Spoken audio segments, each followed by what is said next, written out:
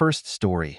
My narcissistic fiancé, despite my tireless efforts to provide for her, betrayed my trust by cheating on me, and now has the audacity to blame me for her infidelity, shattering our 7-year relationship into pieces.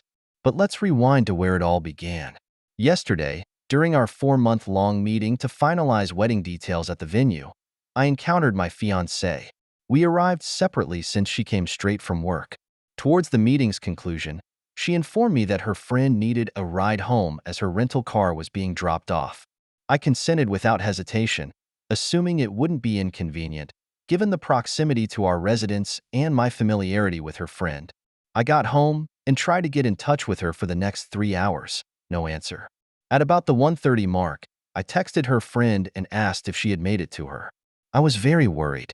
My fiancé ends up coming home and saying, "Sorry, it took longer than expected." She hung out with her friend for a bit before leaving. "Okay, no biggie, just let me know next time, please." Her friend gets back to me a few minutes later and says, "Sorry, I couldn't make it to the venue. I didn't see your fiancé tonight." I asked her why she would say this, and she said she didn't know. She couldn't control what her friend said and walked outside. I'm sketched out at this point. I have never done this, but I looked at her phone records. Yes, I did, and don't regret it. I saw that when she went outside, she called her friend who had texted me right after she went outside. I also saw an hour-long call with a number I didn't know on the way to the venue. I asked her what rental place they went to and multiple other questions. She had quick answers, and they seemed legit. I thought, maybe I'm crazy here. I need to chill and sleep on it. This morning, I asked her to please see the text from her friend asking her to pick her up, and I would apologize for questioning her the previous night. She said no. I said that when I caught up to you yesterday on the way to the venue. I saw you were on the phone. Who was that? She said, "Oh, that's the friend I picked up later on." That's when I knew for a fact that she was lying. I said I looked at her phone records and knew that wasn't true. She then changed her story to say, "Oh, I needed to meet up with a coworker to discuss a patient." Who is the coworker, and why couldn't you discuss that over the phone? I need to show him the techniques in person. His name is Michael. Okay, I am sketched out beyond belief at this point. We never lie to each other. I asked to see the text with Michael. She said she wouldn't let me see. I said, "Why not? If there's nothing to hide? Are you having an affair? Do you not want to be together anymore?" She pauses and proceeds to tell me all the things that are wrong with me. I work too much. I don't spend enough time with her. She doesn't listen. I'm astonished at this point. All of this is news to me. I put 2 and 2 together at this point because I know something sketchy is going on. I again asked to see the texts. It took about a half hour of convincing to see these texts, and they were crazy. Casual in nature and talking a lot of shit about me. Also how she wanted to be with him and how they're essentially in love. She started this job 1.5 months ago. He is her coworker. He is also 15 to 20 years older and divorced with multiple kids. I have been financially supporting her for the last few months as she got back on her feet and was working extra so she wouldn't have to pick up a part-time job. We own a house, which we both live in, with 3 dogs and a horse. Sorry for the novel. I am beside myself right now. I did not see this coming, and we were going to get married in 4 months. Any advice would be helpful. Update. As an update, I was finally able to sit down with her tonight and go over this again. She came in trying to blame me for what she did, trying to justify the cheating and lying as a direct result of my lack of communication and listening. She said she wouldn't have had to start talking to this guy if I had been listening better. I spend too much time in the office working and don't dedicate enough time to her. I tried to explain that I was putting in extra hours to try and support her and the family financially while she was struggling, so she wouldn't have to get a part-time job. She said she would have rather gotten a part-time job, which makes no sense to me. She was under the impression that because this was short-lived, 1 week, she says, and they only made out once, we could move past this. When I brought up the text where she was trashing me and talking shit with him, she deflected hard, and I got nowhere with that. I told her that I'm not the reason that this is happening. She went too far and should have communicated with me or thought about the implications first. I can never trust her again, and this is all because of her actions. Whether she wants to try and justify this as my fault is up to her. At the end of this part, it got a bit calmer. I said, "Listen, We just really need to figure out the house we own jointly and the 3 dogs. We came to the conclusion that either I would stay and buy her out, or we would sell and get new places. The dogs, one of us will get one, the other two will get two. So that's where this left off tonight, and I will continue to keep you all posted on progress. I was curious what you all would do about the house financially. I can support it alone, but it is nearly 3,000 feet and 5 acres of land, which was bought solely to have her horse. She is taking the horse when she leaves and boarding it at a barn. Update, Day 3. I was able to sit down and have a 3-hour conversation with her tonight. We talked about our relationship and what led to what occurred. It started with her telling me what I did wrong in our relationship. Lack of communication, spending too much time working, and on my phone. I don't disagree with any of these things. My mindset behind working so much was to support the family. I run an e-commerce business on the side, and I'm a one-man customer service center. Deals happen 24 hours a day. I am never off the clock. I could have certainly been better about setting my phone aside and responding to people. The lack of communication was on both ends, and a prime example of this is the fact that I was unaware she was unhappy with any of this. It was never communicated to me. She said she felt I would have gotten upset if she told me, but she never gave me the chance to work on it. I am not a perfect person by any means, and many times I do or say things that are misinterpreted by her as rude. An example of this is that a week or two ago, I was trying to help her with a budget with her financial problems to try to set up a plan to get her on track. To note, I work in the financial industry and do this for clients all the time. She had mentioned that she owed me maybe $1,000 and she would get that back to me next paycheck. I said something like, "I think it's a little bit more than that. Let me go through the transfers I have made to our joint account." It ended up being over $5,000. My purpose for doing this was not to make her feel bad, but to make her realize how much I had been contributing. She took this as me trying to humiliate her. I was just trying to help, and maybe my timing was off. She told me I have been too focused on money lately, but I was only trying to make sure we were going to be okay. We still had quite a bit to pay for the wedding, and my budgeting mentality was on overload, trying to make sure we had enough. The fact that she keeps trying to justify what she did by attributing that as a direct correlation to my flaws really bothers me. She keeps telling me that she is surprised I would throw away 7 years of a relationship like this. I keep having to remind her that I didn't throw it away. She did with her actions. She told me that I told too many people too quickly and we could have resolved all of this between us. She also said that she wouldn't have had to talk to someone else if I was a better listener and communicator. I have finally determined the extent of the affair, which I actually believe based on the text that I read. They began talking 1 to 2 weeks before via text.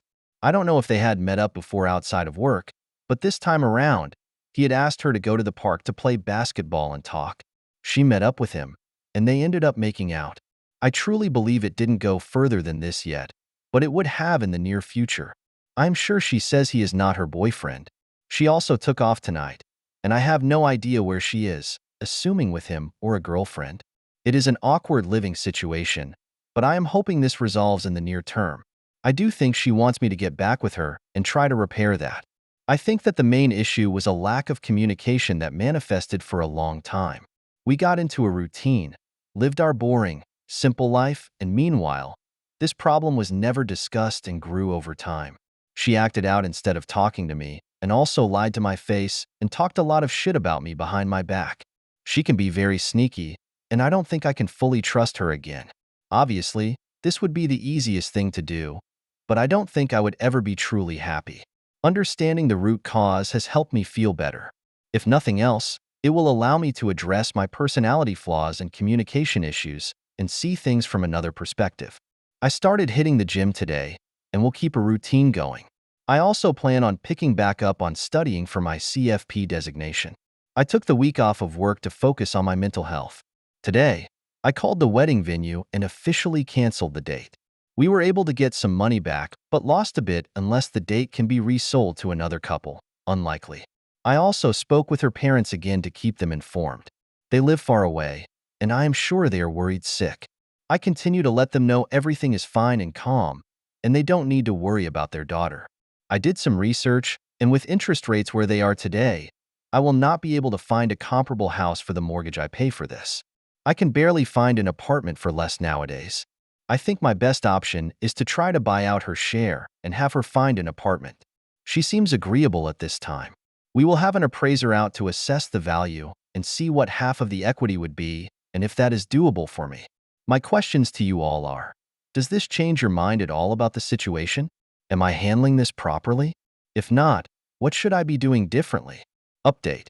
It's been nearly a month since this whole situation went down, and I owe you all an update. It has been a very busy, emotional, and eventful month, so I am not going to lie. The few days after this happened to me, I was a pathetic mess trying to get back with this cheating past. It's embarrassing to admit, but it happened, and it was all part of the process of moving on. While in this vulnerable state, I tried everything I could to do things right, make things better, but nothing worked. I was actually told that she had to make a decision, me or him, and she did the right thing by choosing him. I think that's when I woke up and realized I had let my worth go down the drain, and I needed to take a step back and really focus on me and what was best for me. It is hard after 7 years of doing everything for someone else to focus on your own needs, but that's exactly what I have been doing. Since I moved our joint savings accounts to my individual checking account, I did the math on what was owed to me and transferred half of the balance back to the joint account for her to take. I have been working out every day since this happened.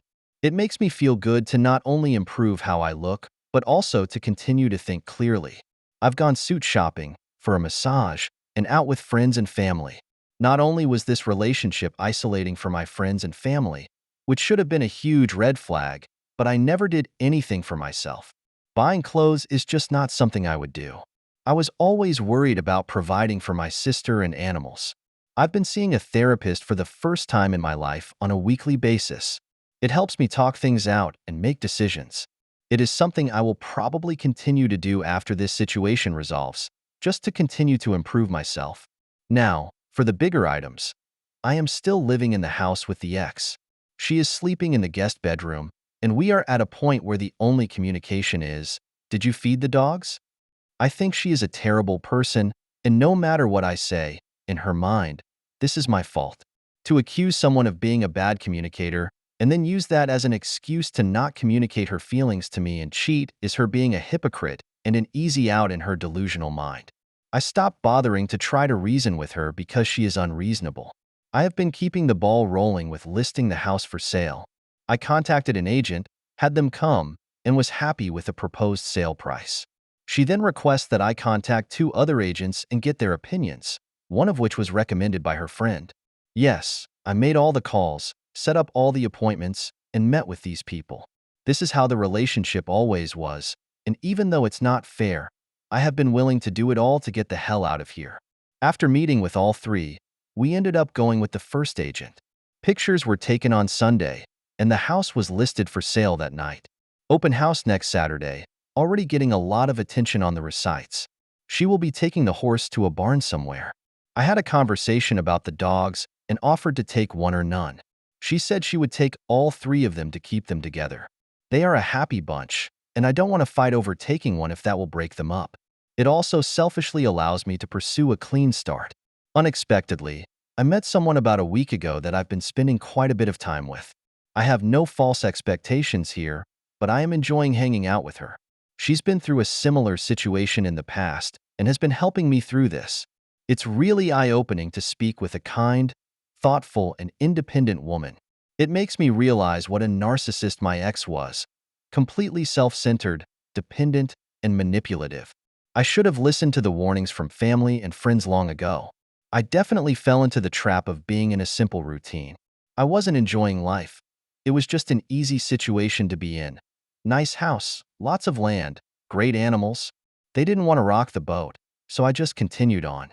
You don't really realize this until you take a step back and truly reflect. Some might say it was wasted time, but I am really using this as a learning experience. I will not ignore red flags in the future.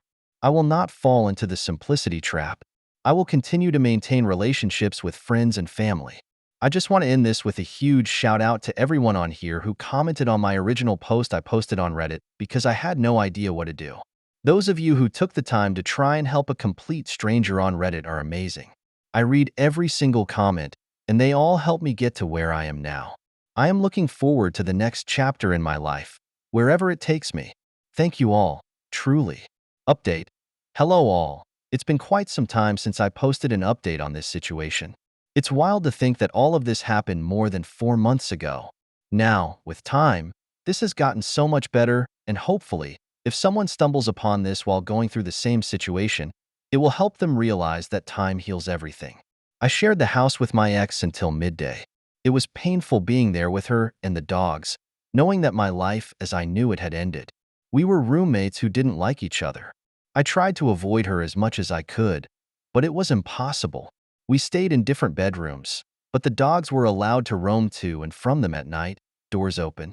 After the first few weeks, she stopped sleeping out, and it didn't happen at all for the remainder of the time at the old house. The constant texting and phone calls, however, did not. I think they decided not to pursue a relationship but remained friends. I don't know for sure and didn't care enough to ask. She moved out in mid-May, along with 2 of the 3 dogs. Saying goodbye to them was awful. The loss I felt could be compared to a loved one dying. During my last month there, I met up with my ex and 2 dogs at a dog park a couple of times. While they recognized me and were happy to see me, I could tell that they were doing just fine without me, which made me feel better. There was little conversation with the ex other than about how the dogs were adjusting. She moved to a rundown house in a rundown area, to put it nicely. Together, there was a yard for the dogs, but it was not fenced in. The last time I heard, she was working on finishing the fence. During this time period, I hit the gym every single day. I also had worked hard at my side hustle. I knew life was going to get expensive and wanted to prepare myself.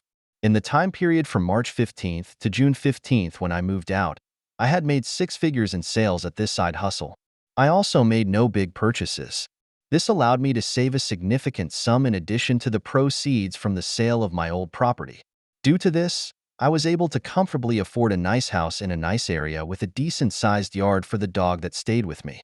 Selling the old house was easy, but buying the new house was absolutely brutal. Thankfully, the buyers of my old house allowed me to rent it back from them for a month until June 15th.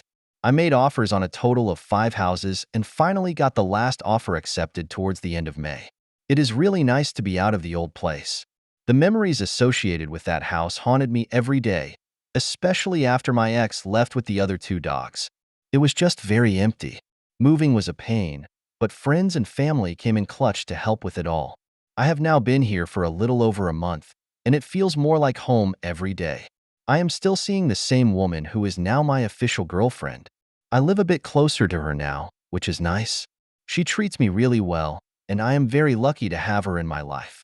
She helped me get through this situation and has been very cognizant and accommodating relating to my need for space and my emotional ups and downs. I've never been with someone who communicates so well, and it is making me a better communicator myself. My emotional intelligence has also grown significantly. Overall, life is good. While this was one of the hardest things I've had to go through, I feel blessed that it happened. I was going to marry a completely self-centered, ungrateful person. I was so comfortable with my daily routine and didn't want to disrupt my animals' lives or lose my house, so I was willing to put up with being miserable. I will continue working on myself and learning more about my own wants and needs. I will also continue to provide my dog with the best life possible. I do think about my ex regularly. I have lots of flashbacks of good and bad memory. My new therapist has been extremely helpful, helping me realize that I probably won't ever get the apology from her that I want. She's just too proud to admit that what she did was wrong. Communication with my ex has been very limited. I don't plan on seeing her or the other 2 dogs again. I've accepted that that is what is best for everyone. If I missed anything you have questions about, please feel free to post a comment, and I'll be happy to answer. This situation is over at this point, and I won't be making any more posts on the subject. Thanks for following the saga and for all the support through the process. Second story. Hope he ripped the check his entitled parents gave and told them to shove it in their Aries after they forced him to pay for everything and stole all his money. I got a job while I was in high school. It was with a friend of my father. I put away most of it and just bought myself some stuff I wanted, but my parents wouldn't buy it for me. My parents aren't rich, but they do well enough. They wanted me to appreciate that material goods were paid for with my time. I didn't mind. I bought myself a PS4 and some games, which they made me share with my younger brother and sister. Once again, I didn't mind. I mostly played while they did homework or slept. When I graduated from high school, they said I had to start paying rent. That sucked because I was going to university in the fall, and I was hoping to save up over the summer so I could work less during the school year. So I worked my RS off in school and at work. I ended up getting a job loading delivery trucks before school, and that sucked because I want to sleep at 7 p.m. most nights so I could get up early and go to work. I am about to graduate, and I found a job in another province. I have already started doing my onboarding and online training. I will go from graduation to loading my car to leave. My parents had a graduation party for me where they tried to present me with a check for all the rent I paid plus a pittance and interest. I looked at the check for about a minute, and I started laughing. All I could think of was the fact that I had no social life during university because I was working. I didn't have any money for investments like my friends did because they were taking my money. I asked them how they were doing this for my sister. They said they weren't since she wasn't working while she went to school. I threw up the check and told them to shove it up their areas. I told them that when they compensated me for all the sleep I lost, 4 years of no social life during university, and 4 summer vacations, I would speak to them again. I told my little brother not to get a job, or they would F him over too. I went to my room, grabbed my computer, some clothes, my PS4, and my toiletries. My brother and sister can play on the PS5 my parents bought for the family. They were yelling at me the whole time. I said if they touched me or tried to stop me, I would call the cops. I loaded up my car, which I paid for, insured, and registered for. I drove to my friend's parents' house and had a bit of a breakdown. They let me stay there since she is away at university in another city. I blocked my parents and my brother and sister. I had already given notice at my job, so I called my boss and told him I was sick and would not be available for my last week. He said he understood and laughed. He said he was surprised I had kept working this close to graduation. My grandfather called me to talk a couple of days later. We went to Timmy's, and he let me unload everything. I felt they took money from me that I could have used to make my life better. I didn't even have time for a girlfriend. My entire university romantic life was hooked up with a woman I work with when her ex-husband had the kids for the weekend. We said my parents' hearts were in the right place and that they thought they were helping me. I said they owed me 4 years of fun of parties, I was too tired to go to social events and networking, I didn't do all the SHD they were subsidizing for my sister, and that they would end up subsidizing my brother. He said he understood and hugged me. He is old, but I couldn't have gotten free of that hug if I tried. He asked me if I needed money to start my new job. I said I did not want anything that came from my parents. He gave me a cashier check for about 3 times what my parents took from me. He said to use it however I wanted in my new life. He said it wasn't part of my inheritance or anything. It was a gift from him and something my grandma would have wanted me to have. My friends think I was stupid to tear up the check. Most of them agree with me about being pissed at my parents. Some family members have called me to say I behaved terribly and that I owe my parents an apology. I thank them for the call or message and block them. I'm calmer now, and I do not think I am in the wrong. But maybe I'm too close to see what I'm missing. AA comments, fish on again. Make sure you keep up the lines of communication with Grandpa. He's going to be there for you when you need an objective ear. I'm 40 years old and would do anything to have that back. This may all eventually blow over or not. Stay true to yourself. It's gotten you this far, and that's pretty awesome. Aaron Jeff NTA in the least. There is a line between teaching a child the value of hard work and grinding them into the ground. $750 a month in rent that they did not need is cruel and unkind. And meanwhile, they were buying PS5s for the family. So it's clear that this lesson they claim you need to learn isn't one they feel the younger kids need. Work isn't inherently good. My spouse's neck and knees are permanently effed up from low wage work his parents insisted he get to build his character. He's in pain every day and will be for the rest of his life. But hey, he got a job. Effing Puritan attitudes like that need to die. I'm sorry your parents tried to teach you responsibility in the worst way possible. AA. And I'm seeing from your other comments that you paid your own tuition and they made you buy your own food. I'm genuinely in awe that you managed to graduate at all. Full-time school, full-time work, and full-time self-care are so hard, and I can only imagine how their draconian methods hurt your grades and networking, which can sometimes be more valuable than the degree itself. I wish you all the best in the future. Please know that your best years are ahead of you, and there's still much joy to experience. And never let anyone convince you that just because some people have it hard, you, therefore, deserve to have it hard as well. You deserve loved ones who try to make your life better, not abusers who erect unnecessary obstacles to hinder you. Update 3 days later.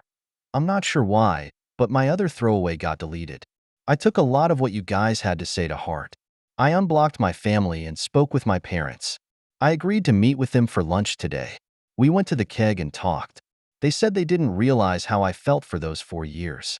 My mom cried and said she was very sorry that I felt like they didn't care about me. I guess they read my post before it got taken down, and they are disturbed by what I wrote. They are also upset that my girlfriend is a single mom 14 years older than me. They asked if they could meet her, and I said no. They offered me the check again, and this time I took it and thanked them. I said I would come home later. After lunch, I went to the bank and deposited it. Since we all bank at the same branch, it was easy to cash it. I made sure that the money was in my account, then I blocked them again. I just wrote my girlfriend a check for $432 to help her out. It was the interest on the money, more or less. She is a decent person, and she taught me a lot. She works her ARS offloading trucks, and she deserves something good in her life. I know that isn't me. I am seeing my grandfather tomorrow. I am going to make sure he knows what I did and why. I also going to invite him out to see my new place once I move west. I'm spending the week at my girlfriend's house since her ex has kids. Thank you all for your help and advice. Comments, Sadwind8580. I hope your move goes well and you start healing. Keep in contact with your grandpa. He sounds like a stand-up dude. Maybe in time, you'll want a relationship with your siblings, and he can help facilitate that if necessary. I'm glad you got your money because it was effing yours. Back in your account too. Op. I loved giving away their interest. I only have what is rightfully mine, and she will use it well. Enigmatic Soul. I was absolutely blasted on your original post for suggesting you took the money and then blocked your parents again. I'm glad you received what was owed to you and can now move forward with the satisfaction of knowing that you achieved this despite all they have subjected you to. Original poster. I am fairly certain that you planted the seed of the idea in my mind. Thank you for taking the time to watch the video. If you have an interest in hearing more stories like these, we have additional content prepared for you. To access it, simply subscribe to our channel, give the video a thumbs up, and share it with your friends.